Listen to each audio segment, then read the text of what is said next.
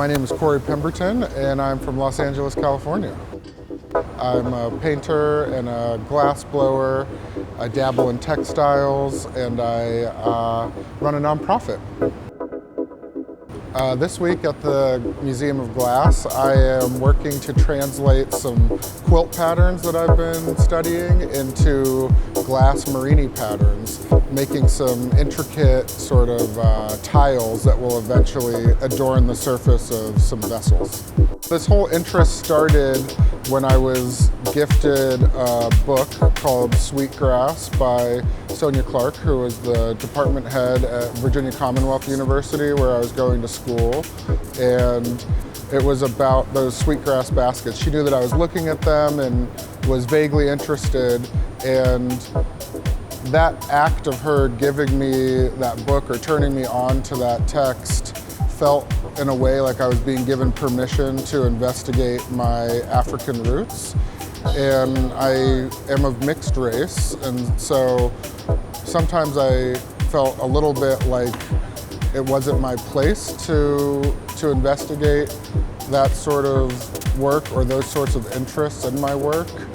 And ever since then, I've had this interest in celebrating the makers who came before me in my lineage, potentially, and sort of inventing a history.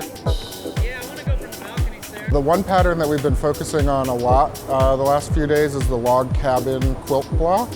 So on the Underground Railroad, there was this block that if you saw it on a quilt that was, say, hanging from a clothesline or on the outside of a barn or a home, you knew that that was a place that would be safe for you to stop and rest on your journey to freedom. And so I'm looking at that particular pattern and seeing how many different variations I can get by switching up the colors and the rotation of the Marini tiles.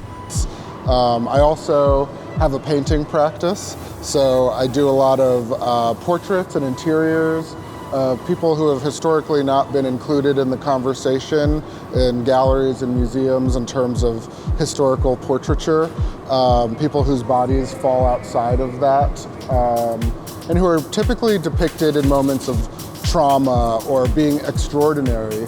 I try to show people just existing. It's just been a really amazing opportunity already. We're only halfway through, and I knew it would be special to have this amazing team here at the museum work on my designs, but there's all these little things I didn't anticipate, like how the work and the designs would develop with the minds of all of these craftspeople. They're not just technicians, they all have their own background in art and in craft that is informing the stuff that we're making this week. And so yeah, I'm gonna leave with a lot to mull over and expand upon, so I'm really excited about that.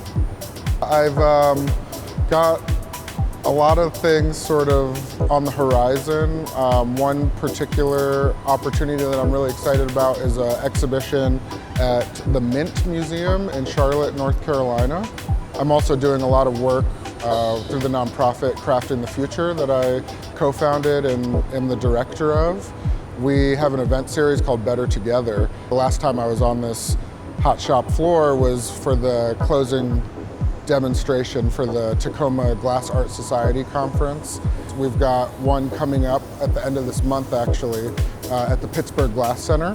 So getting ready for that, really excited. We'll have a team of black and brown craftspeople coming from across the country to celebrate one another and invite the public in to learn about glassmaking through our lens. So those are a couple things that I'm really excited about.